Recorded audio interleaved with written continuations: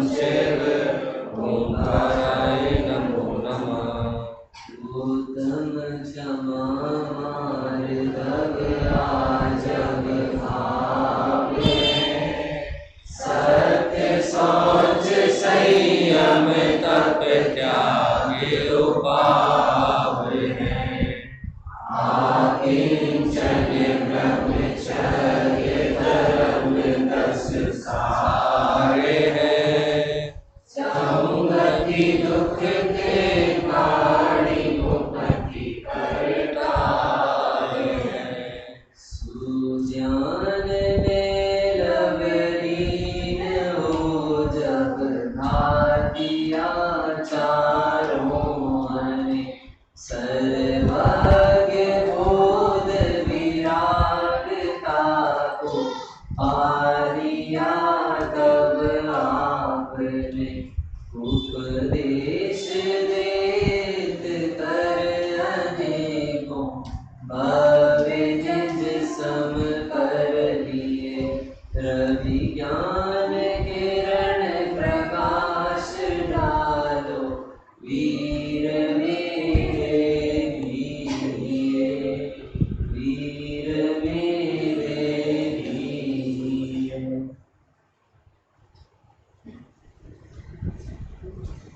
वस्तु के स्वभाव को धर्म कहते हैं और उस वस्तु के स्वभाव का जिससे श्रद्धान हो गया उसे धर्मात्मा कहते हैं। और ऐसे धर्मात्माओं के ही 10 लक्षण पर्व होते हैं। 10 लक्षण पर्व धर्म 10 प्रकार के नहीं है। धर्म के लक्षण 10 प्रकार से। हम सभी 10 लक्षण पर्व मनाएंगे तो सबकी तैयारी हो गई है। तैयारी हो गई? किस किस की तैयारी हो गई? तैयारी तो आगम तैयारी हो गई। तैयारी में क्या हुआ कि भोजन की तैयारी, कपड़ों की तैयारी, कार्यक्रम की तैयारी। तो क्या 10 लक्षण पर्व कपड़े में, भोजन में और कार्यक्रम में मनते हैं? 10 लक्षण पर्व तो परिणति में मनते हैं। तो उस परिणति में तैयारी हुई कि नहीं? 10 लक्षण पर्व का प्रारंभ सम्यक दर्शन पूर्वक होता है। 10 लक्षण पर्व की वृद्धि होती है और 10 लक्षण पर्व की पूर्णता होती है। अगर मुख्यता कहें तो ये वास्तव में तो ये सारी चर्चा जिनागम में जहाँ आई है तो मुनिराजों की अपेक्षा आई है। अगर मुनिराजों की चर्चा का मुनिराजों का वर्णन आया है, मुनिराजों के 10 धर्मों का वर्णन आया है। प्रारंभ होता है सम्यक दर्शन से और पूर्णता होती है सिद्ध अवस्था। अगर इसे हम आनंद की उत्पत्ति, आनंद की वृद्धि और आनंद की पूर्णता, इसे अगर हम 7 तत्वों में घटाएं तो कहाँ घट सकता है? हमारे मंगलारती भाई, आनंद की उत्पत्ति, आनंद की वृद्धि और आनंद की पूर्णता।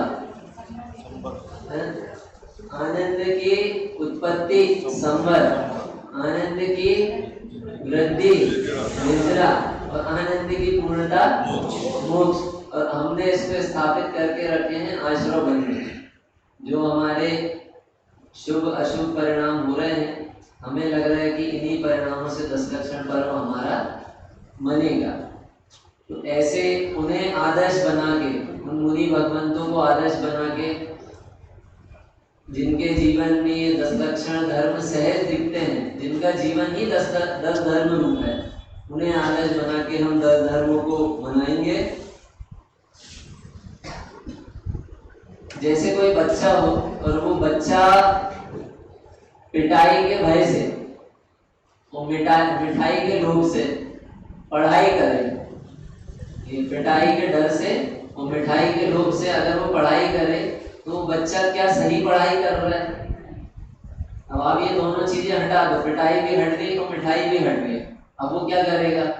अब उसे पढ़ाई से कोई मतलब नहीं। ऐसे ही स्वर्ग के लोभ से और नरक के भय से, टोडामणि साहब ने लिया ये दृष्टांत, दृष्टांत तो दूसरा दिया है, सिद्धांत यही दिया है। कोई नरक के भय से और स्वर्ग के लोभ से 10 धर्म आदि का को पाले तो वह तो धर्मात्मा नहीं है। 10 लक्षण पर पालना नहीं हुआ, क्योंकि अगर नरक का भय हटा दे भैया कोई दिक्कत नहीं, जैसे प्रवर्तना है प्रवर्ते, और स्वर्ग का भी हटा दे लोग कि स्वर्ग वर्ग नहीं मिलने वाला है, उसके बाद फिर ये 10 दिनों में धर्म आराधना कौन करेगा? कि वही करेगा जिसे सच में धर्म चाहिए, जिसे ना स्वर्ग का लोभ है और जिसे ना नरक का भय है। आज पहला दिवस है और पर्व का नाम क्या है आज का? आज के दिवस का उत्तम क्षमा। इसमें उत्तम शब्द सम्यक दर्शन और सम्यक ज्ञान का सूचक है, और उत्तम और क्षमा जो है वह उत्तम चारित्र का, वह उत्तम चारित्र का सूचक है। यहाँ पर सामान्य क्षमा की चर्चा नहीं है कि हमने सॉरी बोल दिया तो ये क्या हो गई? उत्तम क्षमा। इस सामान्य क्षमा की चर्चा नहीं है, और इनमें नास्तिक रूप से चर्चा ज्यादा है। कैसे? मतलब ये जो नाम है ना, तो जिसकी हम चर्चा कर रहे हैं कि क्षमा को क्या मानते हैं हम, कि क्रोध का नहीं होना क्षमा है, क्रोध का नहीं होना क्षमा है। तो ये तो नास्तिक रूप से हुआ कि कुछ अस्थि भी है कि नहीं। मान का नहीं होना, बोलो मान का नहीं होना, माधव मायाचारी का नहीं होना, और जो लोभ का नहीं होना, शौच। तो ये नहीं होना तो बोल दिया, लेकिन क्या होना? कुछ होना भी ना, क्या होना? क्रोध का नहीं होना क्षमा है, ऐसा कहा जाता है, लेकिन वास्तव में क्षमा का नहीं होना क्रोध है। अंधकार किसे कहते हैं? अंधेरा किसे कहते हैं? इस विश्व में कहीं पर भी अंधेरे के लिए कोई चीज बनी है? उजाले के लिए तो बनी है। तो अंधेरे का, प्रकाश का नहीं होना अंधेरा, ऐसी क्षमा का नहीं होना क्रोध है। क्षमा पराधीन नहीं है। अजय भैया आप हमें क्षमा कर दीजिए, तो आप बोलोगे कि पहले कुछ हो तो सही, थोड़ा तू मैं हो, आप कोई गलती हो, कुछ आप गलती करो तब तो हम क्षमा करें। तो इसमें तो पराधीनता हो गई। पहले एक गलती की आवश्यकता है, उसके बाद फिर क्षमा होगी। हमारे पास वर्तमानियों में कितने अच्छे अच्छे उदाहरण हैं, हम उनसे भी समझ सकते हैं। यशोधर मुनिराज जब उनके ऊपर उपसर्ग हुआ, राजा श्रेणिक ने उपसर्ग किए, उन्होंने सांप डाल दिया और बाद में फिर सांप निकाला ना, रानी चेलना ने उन्हें समझाया और उन्होंने सांप निकाला। अब यशोधर मुनिराज को क्षमा का बरत रही थी। जब सांप निकाला गया और वो सामने बैठे, उन्होंने क्षमा मांगे। कितना उत्कृष्ट उदाहरण है वर्तमानियों में कि जिस समय उनके गले में सांप डला हुआ था, उस समय भी उनके क्षमा बरत रही थी, क्योंकि क्षमा तो आत्मिक गुण है, इसमें पर के आश्रय की आवश्यकता नहीं है। और ये भी बड़ी विडंबना है कि हम क्रोधी के ऊपर क्रोध कर रहे हैं, तो हमारी क्या गति होगी? कि जो क्रोधी की गति होगी वो क्रोधी पे क्रोध करने पर हमारी भी वही गति होगी जो क्रोधी की होगी। क्रोधी पर भी क्रोध नहीं किया जाता है। जिस पर हम क्रोध कर रहे हैं, क्रोध करने वाले पे हमने क्रोध किया तो पता चला वो क्रोध वाले ने तो अपने परिणाम सुधार के उत्तम गति चला गया, और हम क्रोध करके अधोगति चले गए, दुर्गति चले गए। सुकौशल मुनिराज की माता ने उनका भक्षण किया, तो हम बोल रहे हैं कितनी बेकार माता है, कितनी बेकार है, ऐसा कर रही है। तद्भव मोक्षगामी माता का जीव था ना, व्याघ्री बन के व्याघ्री बन के नहीं, शालिनी तो उनका सुकुमार था। व्याघ्री बन के उन्होंने भक्षण किया और व्याघ्री बन के भक्षण कर रही है। और हमें लगा देखो कितना कैसी है ये, दुष्ट है। तो हमने बोले दुष्ट है, हमें आया क्रोध, तो उसका बंध किसे हुआ? हमें। उसका फल किसे आएगा? हमें। और आपको पता है आपके भवन में वहां पर लगा हुआ है चित्र कि जब लौटेंगे तो आप पढ़ना कि उन्होंने उसी भाव में, व्याघ्री के भाव में प्रायश्चित किया, देशव्रत ग्रहण किया और संन्यास मरण करके उस स्वर्ग चले गए। ऐसा है, देखो परिणामों की विचित्रता। क्रोध में क्या होता है? एक तो क्रोध में ना कुछ दिखता है ना कुछ सुनाई देता है। आप किसी को बहुत तेज गुस्सा है, भैया दो लोगों की लड़ाई हो रही है और बहुत तेज आवाज में बोल रहे हैं और उनको जाके अपन समझाओ, क्या होगा? नहीं सुनेगा, सुनेगा ही नहीं, देखेगा ही नहीं। क्रोधी को अपने दोष भी दिखते नहीं। हमें मत बताओ, हमको सब पता है। चीखेगा, चिल्लाएगा, आंखें लाल होगी, अरे अपना घात भी कर लेगा। आज से 2 साल पहले की खबर है, एक जैन बच्ची को मोबाइल करने से मना किए उसके पेरेंट्स ने, तो उसने अपने पिता को मार दिया। आपको ध्यान है? अपने पिता को ही मार दिया। क्यों? मोबाइल करने से मना किए ना, तो बहुत तेज गुस्सा आया और गुस्से में कुछ दिखता नहीं है और उसने अपने पिता का ही घात कर दिया। ये क्रोध किस स्थिति तक हमें ले जा सकता है, क्या क्या दुर्दशा हमारी कर सकता है, हमें कहां जाके पटक सकता है। जब तक हमें ये समझ में नहीं आएगा तब तक हमें ये कषाय बुरी नहीं लगेगी। कई लोग तो गौरव मानते हैं, यानी क्रोध करना, भैया जब तक हम गुस्सा ना करें तो घर में काम नहीं होता है। हम जब तक गुस्सा ना करें तो लड़के हमारी बात नहीं सुनते, जब तक हम गुस्सा ना करें तो बहुएं बात नहीं सुनती है। जब कोई प्रेम से नहीं सुन रहा है तो कषाय से कैसे सुन लेगा? जहां हम प्रेम से बोल रहे हैं कोई नहीं समझ रहा है तो गुस्से से कैसे समझ जाएगा? कषाय करना ही व्यर्थ है। कषाय की परिभाषा अपन ने पढ़े हैं बचपन में पाठशाला में, क्या है? आत्मा को कसे अर्थात दुख दे, कषाय कहते हैं। जो आत्मा को कसे अर्थात दुख दे, तो आत्मा को कषाय कसती है, दुख देती है, स्वयं को दुख देती है और दूसरों के दुख में निमित्त बनती है। क्रोध कषाय, हम क्रोध करेंगे तो स्वयं दुखी होंगे, पहले तो खुद परेशान होना पड़ेगा और फिर दूसरे के दुख में निमित्त बनती है। ना भी बने, किसी के दुख में निमित्त बने अथवा ना भी बने। जैसे किसी के ऊपर अपन जलता हुआ कोयला उठा के फेंके तो क्या होगा? सबसे पहले तो अपने हाथ जले, सामने वाले के जले या ना जले।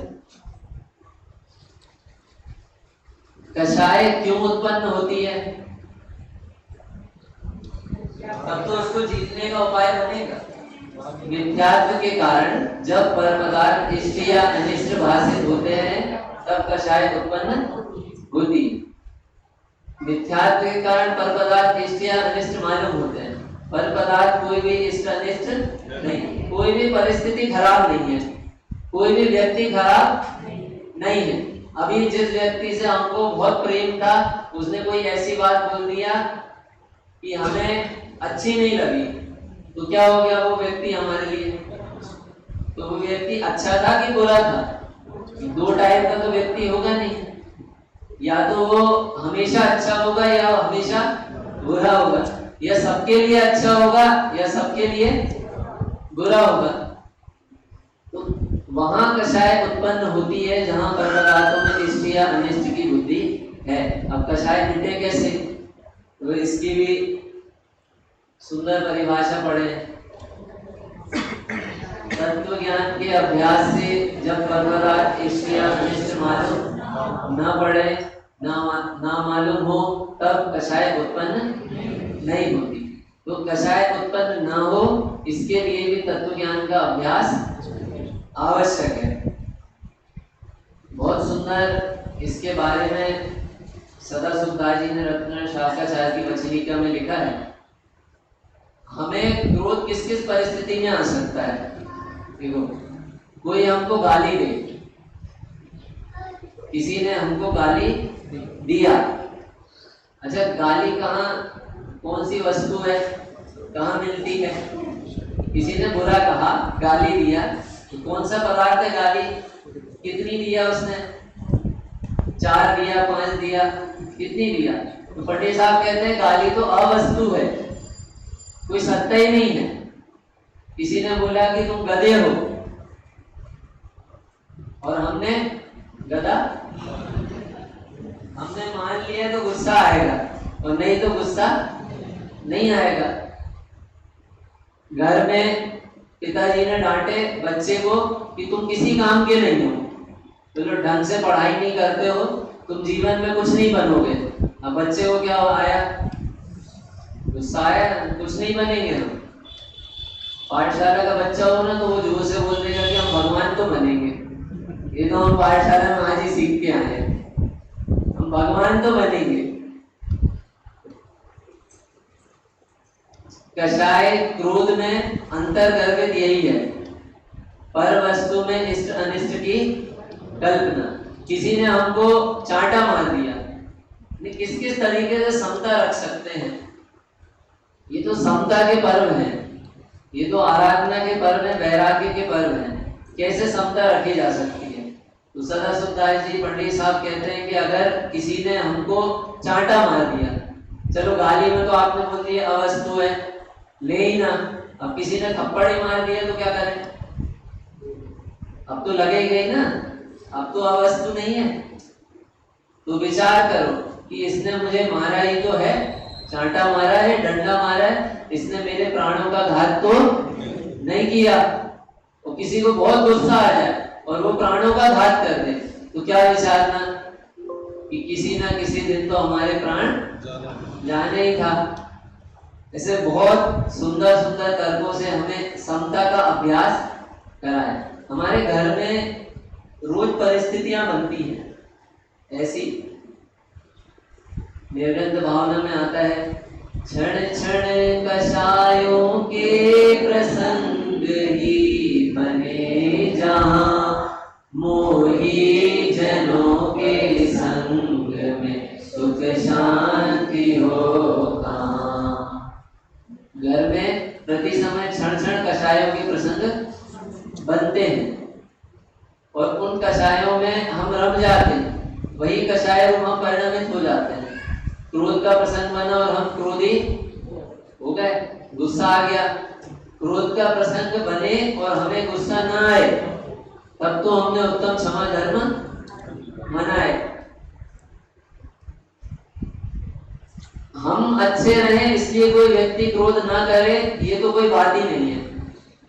हम अच्छे हैं इसलिए हमारी कोई निंदा ना करे, ये तो ऐसी बात ही नहीं है, ऐसा तो होता ही नहीं है। सीता माता जी, उनके शील कितना निर्मल, कितना पवित्र, और जगत में उनकी निंदा हो गई। अंजना सती, अंजना माता, उनकी निंदा हो गई, और शील कैसा था? पवित्र था। तो शील पवित्र है इसलिए कोई निंदा ना करे, ऐसा तो है ही नहीं। जगत निंदा करे और हमारे मन में खेद ना हो, हमारे मन में खेद ना हो, यानी खेद व्यक्त हो, वो तो बहुत दूर की बात है। हमारे मन में खेद भी उत्पन्न ना हो तो उत्तम क्षमा धर्म है। गाली सुन मन खेद ना, गुण को गुण, गाली को सुनकर मन में खेद ना आए, खेद ही ना आए। खेद का व्यक्तता किसी भी रूप में हो सकती है, या तो चुप हो जाएंगे, मौन हो जाएंगे, और या पलट के गाली दे देंगे। तो दोनों परिस्थिति में कषाय तो है, हमारे मन में खेद ही नहीं आना चाहिए। और ये खेद कब नहीं आएगा कि जब हमें सामने वाला व्यक्ति या सामने वाली परिस्थिति अच्छी या बुरी नहीं दिखेगी। हमारा ही उदय है, विचार करो, हमारा उदय है, हमने जितना सुनाया होगा उतना सुनेंगे, जैसा हमने किया होगा वैसा भोगेंगे। सुकुमार के जीव ने, उन्होंने पूर्व के भाव में अपनी भाभी को लात मारी, तो लात मारी तो बाद में उन्होंने क्या किया, शालिनी बन के पैरों का भक्षण जैसा किया है वैसा तो फल आएगा। तो अन्याय हो कहाँ रहा है, ये न्याय नहीं है। हमें कोई चिल्ला रहा है, कोई परेशान कर रहा है, हमें नाना प्रकार के कष्ट दे रहा है, बाजू वाला पड़ोसी परेशान कर रहा है, पड़ोसी से तो बहुत से परेशान रहते ही, पड़ोसी है और वो हमें परेशान करता है। हमारे उदय से ज्यादा वो कुछ नहीं कर पाएगा, कोई नहीं कर पाएगा, कभी नहीं कर पाएगा। जैसा हमारा उदय है, विपरीत उदय होगा तो जितना होगा उतना ही कर पाएगा। अच्छे हैं इसलिए कोई कुछ ना करे, ये तो व्यर्थ की बात है। तीर्थंकर जैसे जीव है, उसी भाव में उन्हें मोक्ष जाना है, इतने पुण्यशाली, न केवल पुण्य बल्कि पवित्रता के भी धनी, पुण्य और पवित्रता है, और उनके ऊपर उपसर्ग हो रहे हैं, पार्श्वनाथ मुनिराज के ऊपर उपसर्ग हो रहे हैं, पत्थर दिख रहे हैं। और पार्श्वनाथ मुनिराज, तीर्थंकर का बल कितना होता है, पलट के जवाब नहीं दे सकते। अगर वो पलट के जवाब दे देते तो वो भगवान नहीं बनते। पलट के अगर जवाब देते तो आज वो तीर्थंकर पार्श्वनाथ ना होते। समता रखने का अभ्यास प्रति समय हमें मौका मिलता है। सच में ये धर्म है ना, ये 10 दिन नहीं, हमें क्षण क्षण इसको प्रकट करने का मौका मिल रहा है, लेकिन हम उसको अनदेखा करके इसको प्रकट नहीं करते हैं। दुर्जन हो तो वो दुर्जनों के प्रति भी हमारे कैसे परिणाम होना चाहिए। सच तो ये है कि वास्तव में दुनिया में कोई दुर्जन है ही नहीं भैया, इस विश्व में कोई दुर्जन है ही नहीं। फिर भी हमें लगता है कि कोई है, तो उसके लिए तो कितना सुंदर कहे हैं, प्रेम भाव हो सब जीवों में, गुणीजनों में हर्ष प्रभु, करुणा शोध भय दुखियों पर, दुर्जन में माध्यस्थ रहो। कभी कोई ऐसा प्रसंग बने कि यहाँ पर भी कोई विघ्न आ खड़ा हो, कोई समाज का व्यक्ति, कोई ऐसा व्यक्ति जो यहाँ पर भी धर्म क्षेत्र में भी विघ्न कर रहा है, तो उसके प्रति भी हमारी कैसी बुद्धि होनी चाहिए, मध्यस्थ होना चाहिए। क्यों? तो उसका भी बहुत सुंदर हेतु दिए हैं कि जिसे जैसा उपदेश मिला है उस रूप उसका अभिप्राय होता है। जिसे जैसा उपदेश मिला वैसा उसका अभिप्राय बना, और वैसा अभिप्राय बना तो वैसा उसके कार्य होंगे। हमें जैसा उपदेश मिला है हम वैसे कार्य कर रहे हैं, उसे जैसा उपदेश मिला है वो वैसे कार्य कर रहा है। तो उसको गलत उपदेश मिला है इसलिए वो व्यक्ति गलत दिशा में जा रहा है, वास्तव में वो व्यक्ति गलत नहीं है। दुष्टों के प्रति क्षमा करना ही एक हित है, ऐसा सत्पुरुष कहते हैं। यशोधर मुनिराज हो, आनंद सरा हो, उन्हें अजगर खा रहा है और वो क्या कह रही है पिता से, इसको मत मारो। जो उनको मार रहा है उसके लिए भी क्या कह रही है, इसको मत मारो। कितनी क्षमा धारण करना चाहिए। क्षमा के लिए, धैर्य के लिए पृथ्वी का उदाहरण दिया जाता है। क्यों? उसको रोंद रहे हैं, उसको कुचल रहे हैं, उस पर इतने लोग चल रहे हैं, तो फिर भी उसको क्रोध नहीं है। चंदन की लकड़ी पे कोई कुल्हाड़ी भी मारे तो क्या होगा? वो कुल्हाड़ी भी सुगंधित हो जाएगी। पत्थर पे कोई पेड़ में कोई फल लगा है और उस पे कोई पत्थर फेंक रहा है तो क्या होगा? तो कैसा फल मिलेगा? खट्टा मीठा मीठा मिलेगा। हमारा चित्त इतना पवित्र होना चाहिए। ऐसे पवित्र चित्त में ही सम्यक दर्शन के बीज स्फुरित होते हैं। हमें कोई कुछ भी करे, है ना, अभी हम इतना पढ़ रहे हैं, सुन रहे हैं, समझने का प्रयत्न कर रहे हैं, तो मन में ये सोचें कि कोई कुछ भी करे, कोई कुछ भी कर रहा है, उससे मेरा नुकसान होने वाला नहीं है। और मेरे जो क्रोध आदि भाव हो रहे हैं, इससे मेरा नुकसान हो रहा है। और वो कुछ करेगा इसलिए मुझे क्रोध हो रहे हैं, ऐसा नहीं है। कोई सामने वाला मुझे परेशान कर रहा है इसलिए मेरे क्रोध होगा, तो फिर तो सामने वाला जब माफी मांगेगा तब मेरे क्षमा होगी। ऐसी वस्तु व्यवस्था नहीं है।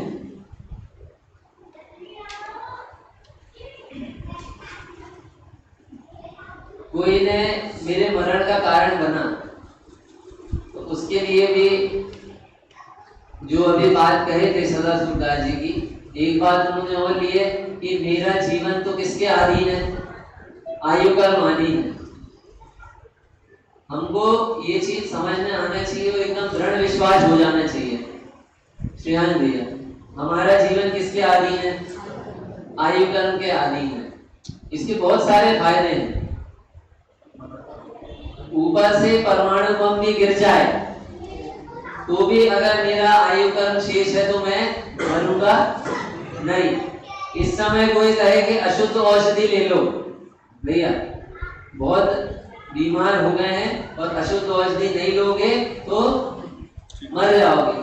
तो हमें इतना भरोसा रहना चाहिए कि मेरा जीवन आयु कर्म के अधीन। अगर आयु कर्म होगा तो किसी के बचाने की जरूरत नहीं, स्वयं बच जाएंगे।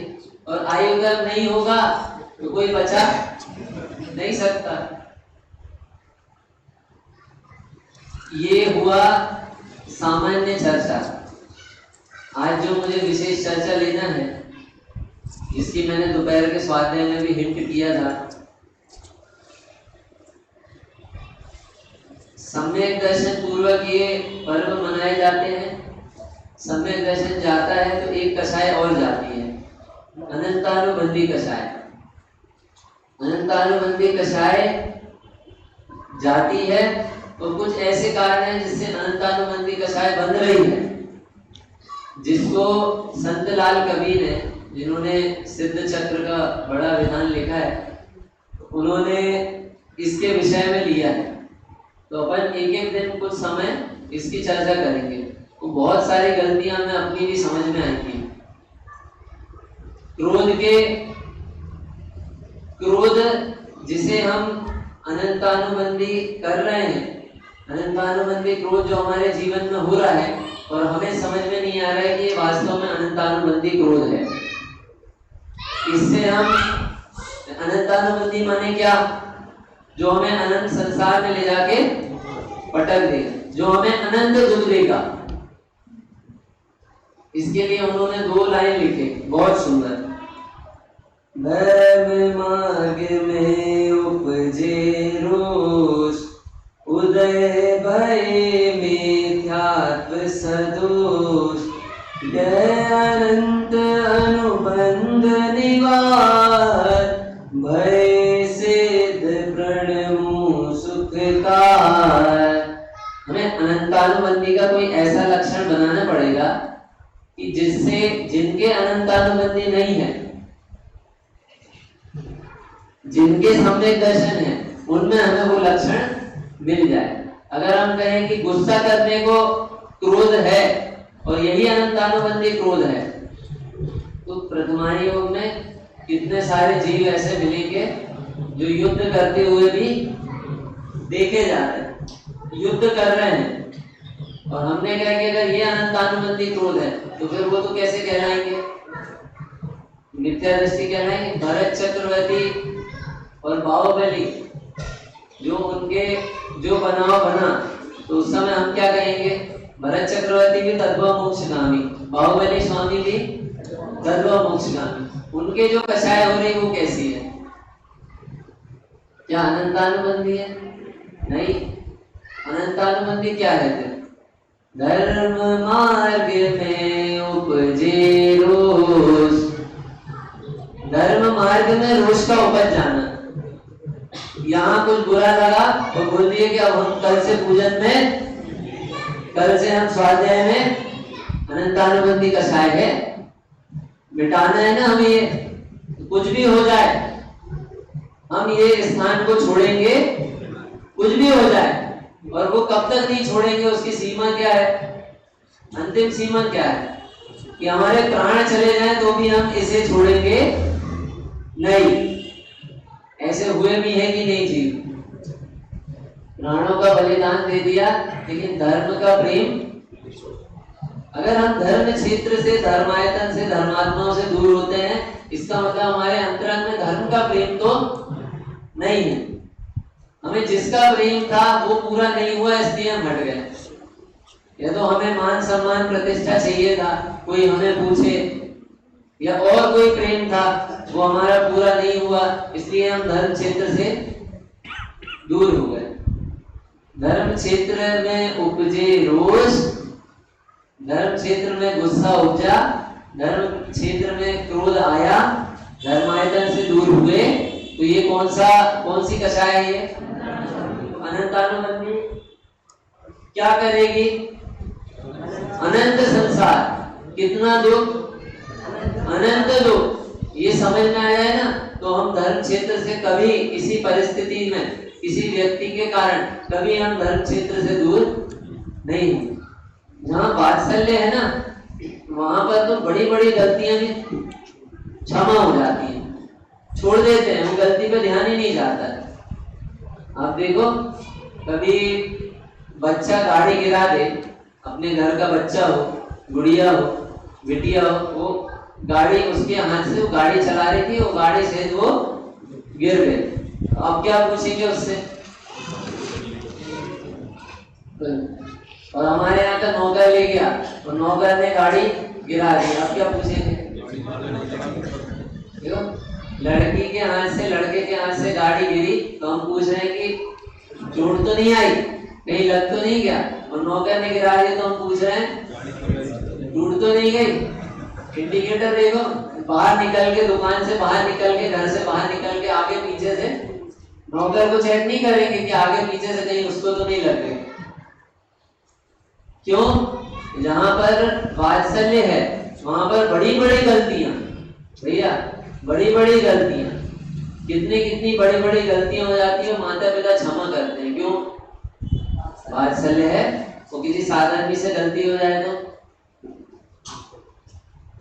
ये अनंतानुबंधी कषाय है, हम क्षमा नहीं कर पा रहे हैं, हम उससे ये नहीं बोल पा रहे हैं कि भैया कोई बात नहीं।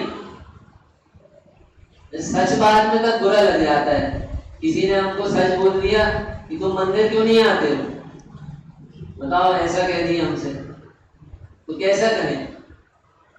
गलत बात कहे।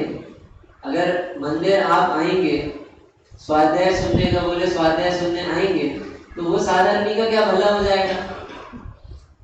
उन्हें कोई इनाम तो मिल नहीं रहा है, नहीं ऐसा कुछ इनाम मिलता है कि 10 लक्षण में इन्होंने 10 लोगों को जोड़ा था तो इन्हें, ऐसा तो नहीं होता ना। ये फिर भी हमें गुस्सा आ रहा है, फिर भी हमें वो बुरे लग रहे हैं। कोई विद्वान है, उसने हमारी गलती बताया, स्थानीय विद्वान है, उसने हमें गलती बताया, और हमें उसकी गलती उन्होंने बताया और हमें गुस्सा आ गया। अब कल से हम स्वाध्याय में अनंतानुबंधी कषाय है। धर्म मार्ग में उपजे रोष, धर्म मार्ग में उपजे रोष। अरे हमें तो हाथ जोड़कर उनका आभार व्यक्त करना चाहिए कि भैया आप नहीं बताते तो हमें कौन बताता? आपका महान उपकार है, आपके जैसे संभालने वाले हैं कि हमें हमारे दोष बताते हैं, हमारे दोष बताते हैं, हमें पता चलते हैं। अब हम इसे निकालने का प्रयत्न करेंगे। किसी के साथ रहें तो बहुत सारे, देखो छद्मस्तों के जीवन में तो बहुत अच्छाई है और बहुत बुराई है। निचली भूमिका में है, सब छद्मस्त है, उनके जीवन में तो बहुत अच्छाई भी है और बहुत बुराई भी है। अभी लौकिक अपेक्षा बात कर रहा हूँ। तो बहुत सारी चीजें ऐसी हो सकती हैं कि हम साधर्मी में, स्थानीय विद्वान में कुछ चीजें ऐसी हो जो हमें अच्छी ना लगे, हो सकता है छद्मस्त अवस्था है, नहीं लगे। लेकिन अगर हम गुणग्राही रहेंगे, हमें धर्म का प्रेम है, हमें धर्म का प्रेम है, तो हमें उनके प्रति प्रेम किस कारण से रहेगा। देखो फिर से, जैसे संतान है, कितना ही कुछ भी काम कर ले, बच्चा है, लेकिन बच्चे के प्रति प्रेम रहेगा, वो क्या कारण है उसका? उसका कोई कारण आप बताओ, क्यों प्रेम है? बच्चे ने, छोटे बच्चे ने चोरी कर लिया, ठीक है, छोटी पेंसिल चुरा लिया, उसके बाद में मम्मी उसको प्रेम से समझा रही है। वो प्रेम क्यों है? चोरी कर लिया इसलिए। वो बच्चा है, वो बच्चा है। किसका बच्चा है? मेरा बच्चा है। तो ये साधर्मी किसके हैं? किसके? सबके? सबके नहीं, मेरे साधर्मी है। इतना प्रेम तो होना चाहिए, और अगर इतना प्रेम नहीं है तो अनंतानुबंधी क्रोध है, यही मिटाना है हमें। बाकी तो क्षमा, जिस क्षमा को हम सोच रहे हैं कि उत्तम क्षमा है, ऐसे तो फिर उत्तम क्षमा जगह जगह मिल जाएगी। किसी के ऊपर गुस्सा मत करो, ये कौन नहीं बोलता? कौन सा दर्शन है जो ये बोलता हो कि क्रोध करो, गुस्सा करो किसी के ऊपर? या कौन बोलता है? क्षमा करो, शांत परिणाम। लेकिन जो जैन धर्म की क्षमा है, जो जैन धर्म में वर्णन आया उत्तम क्षमा का, या ये कहें जैन धर्म की क्षमा क्यों कहें, वास्तव में क्षमा धर्म तो यही है। तो जो क्षमा धर्म का वर्णन आया है वो क्षमा कोई अलौकिक है। हमारा पूरा पुरुषार्थ चलता है धन कमाने में। हम कितना इकट्ठा कर लें, कितना कमा लें, हम इतना तो इकट्ठा करें कि हमारे बच्चे बहुत अच्छे से रहें, खूब बढ़िया, उन्हें कोई दिक्कत ना हो, अच्छा पढ़े, व्यापार जमाए रहे। क्यों? कि बाद में बच्चे उसको संभाले। तो क्या हमारे बच्चे मंदबुद्धि हैं भैया, धीरज भैया? क्या हमारे बच्चे मंदबुद्धि हैं, आलसी हैं? या हमारे संतान होने वाली हो तो क्या वो अपाहिज होगी? नहीं होगी ना। तो हम क्यों कर रहे हैं? हम क्या ये सोच के कर रहे हैं भैया वो तो कुछ कर नहीं पाएगा, बच्चा तो कुछ नहीं कर पाएगा, तो अपन ही करके चले जाओ। अगर ऐसी शंका हो तो फिर तो कोई दिक्कत नहीं, बच्चा तो कर लेगा, उसका अपना उदय है। चक्रवर्ती के पास घोड़ी 18 करोड़ घोड़े, 84 लाख हाथी, और तीसरी पीढ़ी के पास ही नहीं बचता है, नहीं बचता है। क्यों? क्योंकि सबका अपना अपना उदय स्वतंत्र है। लेकिन हम उन व्यवस्थाओं के कारण धर्म क्षेत्र से दूर हो जाते हैं ना? हमें पूजन का समय नहीं मिलता, स्वाध्याय का समय नहीं मिलता। अनंतानुबंधी क्रोध है। इससे ये जैन दर्शन का कोई अपूर्णता है। किससे क्रोध है? दूसरे से क्रोध, और दूसरे से क्षमा की बात हो जगह जगह। अपने से क्रोध है। क्या क्रोध है? इसमें क्या गुस्सा है? इसमें क्या क्रोध है? क्रोध में देखो, क्रोध में हित करने की बुद्धि नहीं रहती है। तो अहित करता है। उसे दूसरे शब्दों में कहें तो जिसके ऊपर क्रोध आया उसका अहित करना चाहता है, डंडा उठा लेगा, दुर्वचन कहेगा, इन्हें हित नहीं करेगा। ऐसे ही हम भी अपना हित नहीं करना चाह रहे हैं। ये अपने प्रति अनंतानुबंधी पाठशालाएं चलती हैं।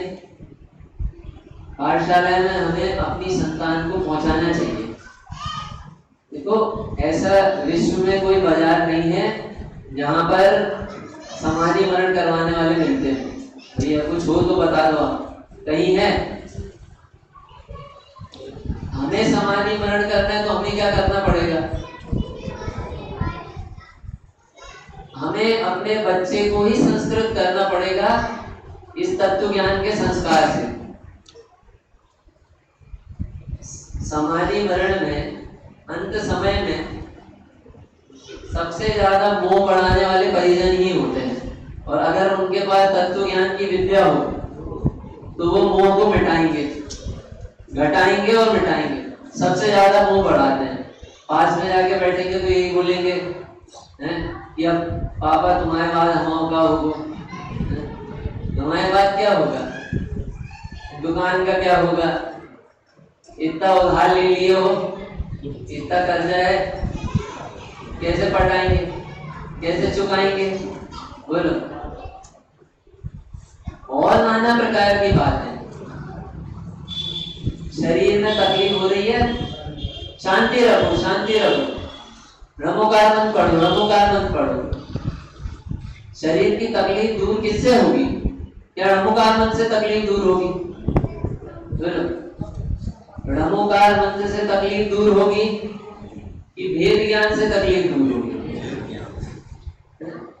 रमोकार मंत्र में हम जिन्हें स्मरण करते हैं उनके ऊपर ही खुद उपसर्ग आए, भैया आए कि नहीं? वो हमारी उससे तकलीफ दूर होगी तो परिणाम कितनी देर अंदर ठहरे, तो नहीं ठहरता है। इसलिए हम किसे याद करें? घर को याद तो करेंगे नहीं, इसलिए हम पंच परमेष्ठी भगवंतों का स्मरण करते हैं और करना भी चाहिए, लेकिन उससे दुख दूर। ये तो ऐसा हो गया कि ट्रैफिक पुलिस वाले ने रोका और हमने बोले कि वो फलाने मंत्री जी है ना, मैं उनका भतीजा हूँ, वो चाचा है मेरे।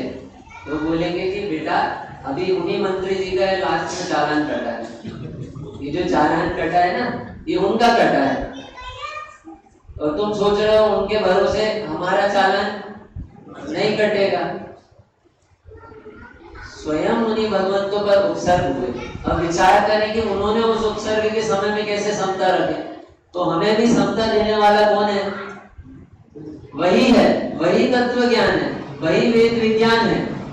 बच्चों को हम समय देंगे अपना और उन्हें इस तत्व ज्ञान के संस्कारों से सुशोभित करेंगे तो वो कल हमें समय देंगे।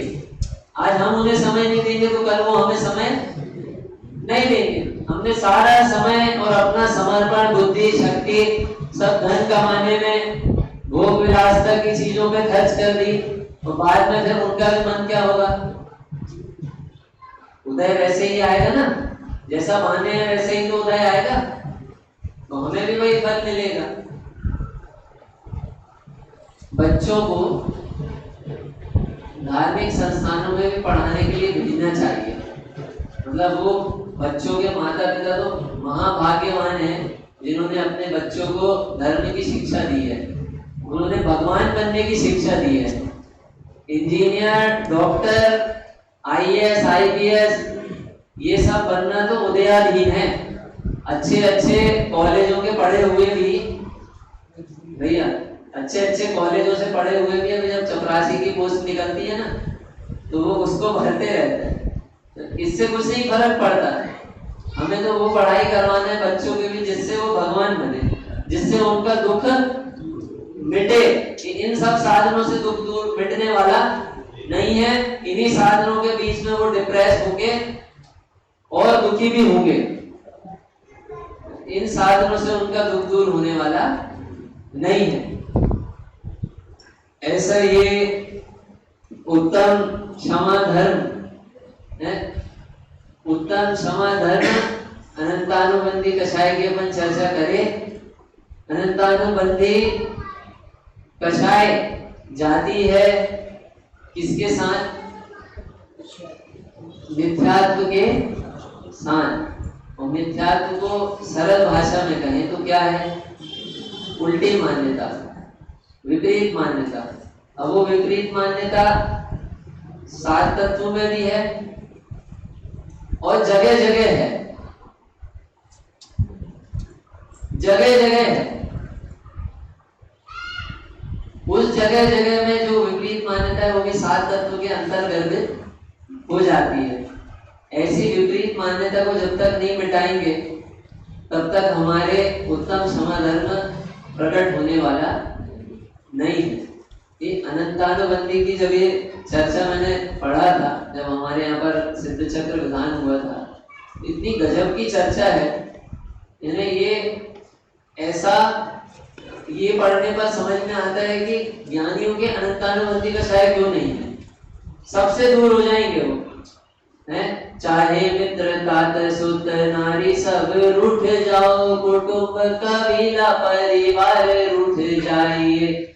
सब रूठ जाओ, साहूकार रूठ जाओ, वैद्य रूठ जाओ, परिवार के सारे लोग रूठ जाओ, सब अलग हो जाओ, सब छोड़ के चले जाओ। एक जिन देव मुझसे तू ना रूठो चाहिए। जिन्हें देव तो रूठते ही नहीं है। यहाँ तो ये है कि हम उनसे न रूठे, हम इस जिनवाणी से न रूठे। अगर हमारे अंदर में इतनी दृढ़ता है, हमारे अंदर में इतना बल है, तब तो हम इस बल से मिथ्यात्व और अनंतानुबंधी का खात्मा कर सकते हैं। हम उत्तम क्षमा धर्म को प्रकट कर सकते हैं। अगर इतनी दृढ़ता नहीं है तो हमें ये दृढ़ता प्रकट करनी चाहिए। ऐसा उत्तम क्षमा धर्म हमारे जीवन में प्रकट हो। यह उत्तम क्षमा धर्म आत्माश्रय से है। उस आत्मा का आश्रय करके हम स्वाभाविक इन गुणों को प्रकट करें और उत्तम क्षमा धर्म को मनाएं। अभी अपन जो आखिरी के 10-15 मिनट बचेंगे, उन 10-15 मिनट में अपन जैन शतक, बहुत सुंदर रचना है जैन शतक का, अपन एक एक पद उसको पढ़ेंगे और उसको समझने का प्रयास करेंगे। अच्छा, एक स्तुति पढ़ते हैं अपन, जिनवाणी स्तुति। वीर हिमाचल ते निकसी, वो किसने लिखा है? अरे जिन्हें, चलिए आपने उत्तर दे दिए, किसने लिखा है? बुधरदास जी। यद्यपि इसमें जो अंतिम पंक्ति आती है ना, उसमें संत शब्द आता है, तो कई बार ये भ्रम हो जाता है कि संत कवि जो हुए हैं उनने लिखे। ये बुधरदास जी ने लिखे हैं। तो बुधर शतक बहुत सुंदर, ज्ञान वैराग्य से ओतप्रोत। इसमें जगह जगह ज्ञान का और वैराग्य का बढ़ाने वाला ऐसे जगह जगह कवित्व और छंद है। इसमें पेज नंबर 19 है, 10वें नंबर का कवित्व। जिनवाणी और मिथ्यावाणी में क्या अंतर है?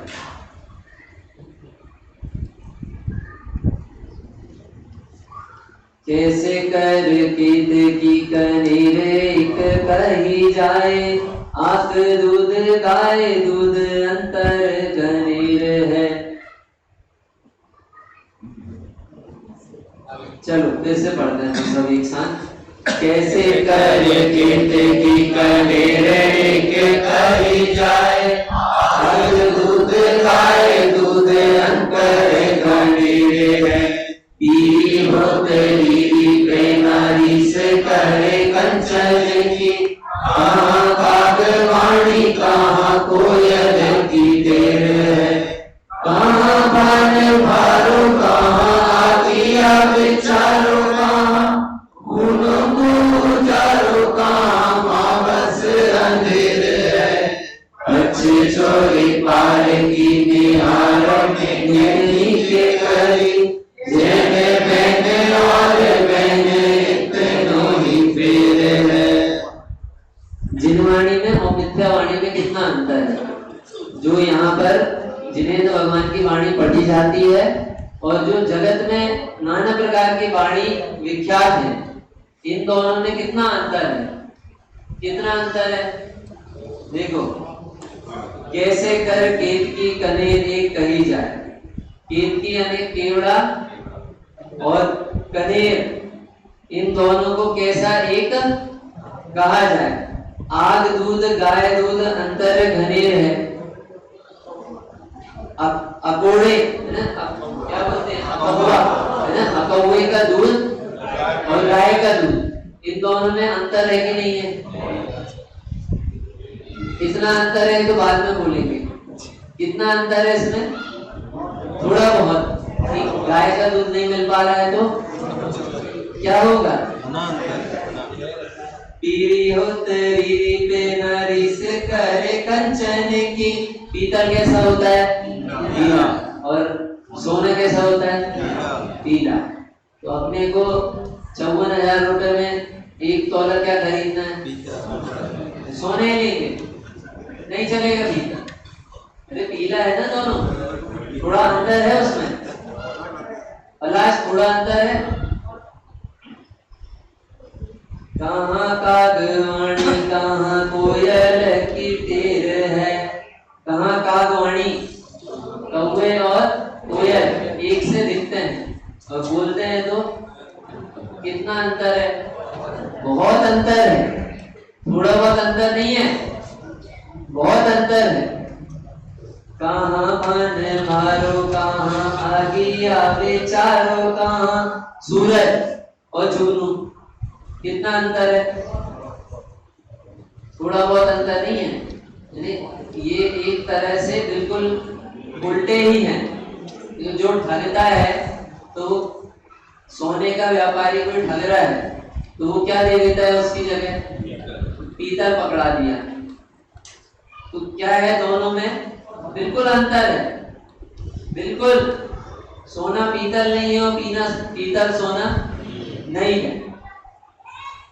पूनों को उजारो कहाँ माँ बस अंधेर है, पूनम का उजाला अमावस्या का अंधेरा, कितना अंतर है, बहुत अंतर है। वो दादा की लिखी हुई जो है ना 24 बन्ना, उसमें भी एक जगह आता है ना कहीं, यदि है अमावस्या जन तो पूर्णमासी, अज्ञजन अज्ञानी जी अमावस्या तो आप क्या हो, पूर्णमासी। ऐसे ही अन्य वैन जो है मिथ्यावाणी है वो अमावस्या है, तो ये जैन वैन क्या है, पूना का उजाला। वो अमावस्या का अंधेरा है और ये पुणे का उजाला। पक्ष छोरे पार की निहार निगनी के करी जैन बहन और बहन इतनो ही पीर। पक्ष छोड़ो, क्या छोड़े, पक्ष छोड़े। पक्ष रखकर समझेंगे तो अंतर समझ में नहीं आएगा। क्यों, क्योंकि ये तो अनादि का पक्ष रख के बैठे ही है ना अभी तक, तो इतने समय से अनादिकाल से आज तक समझ में नहीं आया, तो पक्ष रखकर बैठेंगे तो अब समझ में आ जाएगा। तो पक्ष को छोड़, तो कैसे बने, पारकी। पारकी कैसे बनते हैं, पारकी क्या करता है, रत्न पहुंचे किसी के पास, तो रत्न का व्यापारी उसकी क्या करेगा, पर सोने का व्यापारी उसको क्या करेगा, कसौटी में घिस के देखेगा। पारकी किसी भी क्षेत्र का हो, अनाज का काम हो तो गेहूं को देखता है। पारकी परख करे, पारकी बन। जैन बहन और बहन इतनो ही फेर है, इतनो ही फेर है, कितना फेर है, बहुत फेर है। बहुत सारे असत्य मिलके सत्य नहीं बन जाते, 10 झूठे मिलके एक सच्चे नहीं बनते। कई बार अंधे दर्शन को भी कोई पढ़ता है तो उसे ऐसा लगता है कि यहाँ पर भी तो सही बात है भैया। इसलिए ये कवित्व का कितना महत्व है, अंतर कितना है। किसी ने पढ़ा कि वहां पर तो लिखा है ना आत्मा मरता नहीं है, आत्मा तो अजर अमर है, इसलिए तुम अब वर्ण देखो किसका पोषण हुआ, पोषण किसका हुआ, जगह जगह अंश टुकड़ों में नहीं होता है, 10 जगह सत्य पड़ा हो ऐसा नहीं होता है। सत्य तो एक अखंड होता है। जिनेंद्र भगवान की वाणी में जो वस्तु का स्वरूप आया, वास्तव में वस्तु तो ऐसी ही है, सत्य स्वरूप तो ऐसा ही है, इसके अलावा अन्य और कुछ भी नहीं है। और जो सारी वाणी है और जो सारी कल्पनाएं हैं वो तो मिथ्या है, वो तो कल्पनाएं हैं, छद्मस्तों की कल्पना है, छद्मस्तों की कल्पना है। लेकिन इसमें जो वर्णन आया है वो छद्मस्त की कल्पना नहीं है, वो किसके माध्यम से वर्णन आया है, सर्वज्ञ परमात्मा, जिन्हें तीनों लोग तीनों काल एक साथ जिनके ज्ञान में स्पष्ट झलकते हैं, उनको जो वर्णन उनके ज्ञान में जैसा दिखा और जैसा हमारे भाग्य से भव्यों के भाग्य से जैसा बात आई, तो वो बात कैसी होगी, एकदम सत्य है, एकदम सत्य है। ये कैसा आना चाहिए भैया, एक बात कैसी आना चाहिए, अंदर से आना चाहिए। ये भी सत्य नहीं है अजय भैया, ये भी सत्य नहीं है, ये ही सत्य है, ये ही सत्य है। कितना अंतर है मिथ्यावाणी में और जिनवाणी में, कि थोड़ा बहुत अंतर नहीं है, बहुत अंतर है। चलो ये कविता और लेते हैं, इसको समझ के और हमें जिनेंद्र भगवान के वचनों के प्रति श्रद्धा होनी चाहिए। कैसी श्रद्धा होनी चाहिए, सम्यक श्रद्धा होना चाहिए। वह सम्यक श्रद्धा कैसी होती है कि तत्व ऐसा ही है, कैसा है, इससे अन्यथा नहीं है, अन्य प्रकार से नहीं है। भगवान के वाणी में आया कि द्रव्य कितने होते हैं, 6 होते हैं। अब जो यहाँ पारखी शब्द आया ना, अब आप परख कर लो, 6 द्रव्य होते हैं। अब परख करके देख लो, 7वां कोई द्रव्य बना सकते हैं, देखो परख करें ना, हम जांचें, चेक करें, कोई 7वां द्रव्य बना सकते हैं, नहीं बना सकते। इसमें से कोई द्रव्य कम कर सकते हैं, कोई गुंजाइश है।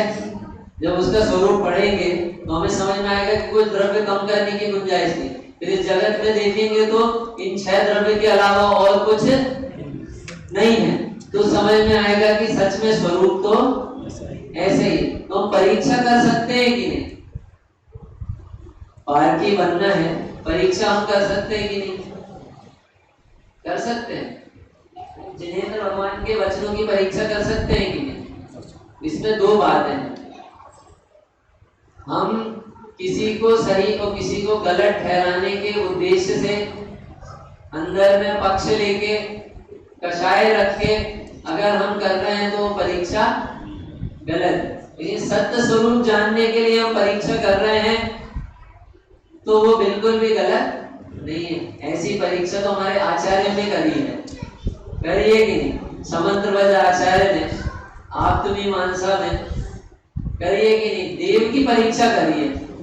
चलो, देवादन्न भूयान चामरादि विभूतया माया विश्वपि दृश्यन्ते नातस्त्वमसि नो महान, नातस्त्वमसि नो महान। ये भगवान आप महान नहीं हो। क्यों महान नहीं हो? देव आते हैं, देवों का आना जाना लगा है? आपका आकाश में गमन होता है, इस कारण आप महान नहीं हो। क्योंकि ये सब ऐसा तो मायावियों में भी देखा जाता है।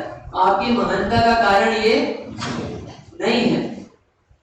अंतरंग बहिरंग कुछ लक्ष्मी, ऐसे बहिरंग लक्ष्मी दिख रही है, समोषण दिख रहा है और बहिरंग लक्ष्मी दिख रही है, साथ में बड़े बड़े देवती आपको नमस्कार कर रहे हैं। नातस्त्वमसि नो मान, आप इसलिए भी मान नहीं हो। क्यों? क्योंकि और बड़े बड़े रिद्धिधारक जो देव हैं उनको भी उनके अधीनस्थ देव नमस्कार करते हैं। अगर हम आपकी महानता इसके कारण मानेंगे तो फिर वो देव भी महान हो जाएंगे। अगर हम आपकी महानता आपके आकाश में गमन करने के कारण मानेंगे तो जितने आकाश में गमन कर रहे हैं उनको महान मानना पड़ेगा। आपने तीर्थ का प्रवर्तन किया है इसलिए भी आप महान नहीं हैं। इतना सुंदर सुंदर हेतुओं से तर्कों से परीक्षा करते हैं, क्योंकि जितने तीर्थ प्रवर्त रहे हैं, जितने धर्म प्रवर्त रहे हैं, उनको किसी ना किसी ने कहा है ऊपर जी आपने कहे हो इसलिए धर्म प्रवर्त रहा है, इसलिए भी आप महान नहीं हो। क्योंकि जितने भी धर्म चल रहे हैं उसको किसी ना किसी ने प्रवर्ताया है, किसी ना किसी ने कहा है, तो आप महान क्यों हैं? सर्वज्ञता और वीतरागता। अब दो हेतु ऐसे दे दिए, अब इनको ढूंढते हैं तो कहीं पर हमको मिलते ही नहीं, और जिनमें मिल रहे हैं वो महान है। किस कारण से महान है? कि उनमें इन सब से कुछ अन्य है, उनमें कुछ लक्षण कुछ गुण अन्य है। राग द्वेष का घटना प्रैक्टिकल, कितना प्रैक्टिकल है, यहाँ भी राग का घटना देखा जाता है कि नहीं पता? राग द्वेष का घटना देखा जाता है। एक ऐसी स्थिति हो सकती है कि नहीं जहां पर राग बिल्कुल मिट जाए। जब घटना देखा जाता है तो मिट भी सकता है ना। जैसे कोई तालाब हो, वो तालाब का पानी घटता हुआ दिखता है, तो एक ऐसी भी स्थिति है कि उसका तालाब का पानी सूख जाए, है ना। और ज्ञान आदि गुणों का बढ़ना भी देखा जाता है। किसी के थोड़ा ज्ञान, किसी के और ज्यादा ज्ञान, किसी के और ज्यादा ज्ञान। तो एक ऐसी स्थिति भी है कि नहीं कि जहां पे पूर्ण ज्ञान हो,